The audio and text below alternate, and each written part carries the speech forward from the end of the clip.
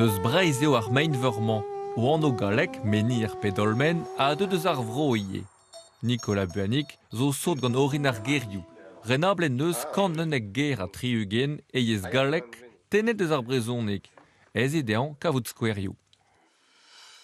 Une bog, Bram, ben 10-40 zara, mais vous bet neus ket pelzo, il taste une kisten, bon bah, il fait cause de les bog et galek, de divar bolch et brezonik, la bog et galek, a genaz ar gerse zo bet emprestet pelzo déjà, pelzo ouspen pump kant bloasso, divar ar brezonik.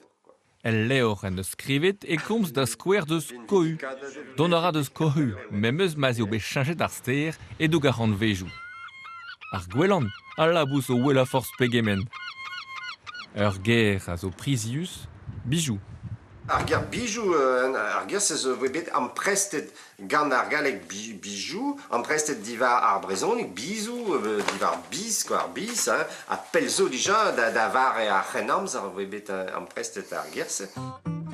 A ouz derien allo de studiet an eskemmo etre galek a brezonek, giz Hervé Losek. Berz en eus grede leor le bretonisme e daoviltek. Monadon ar gerioù hag an troio lavar etre an diouyez. Betek titlou journalioù ar vro. Skepel meus lennet a e kerion oa bet skrivet an tit, ou skrivet braz a teo ouspen, ou skrivet le feu a mordu dans le tas de palettes.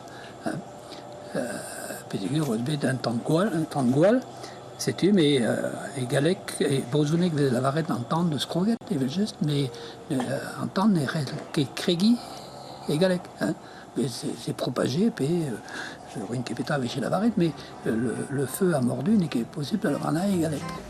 Skouerioù all, a vodad kavet var geleia France Tribreiz, ember da 16 eur a kart.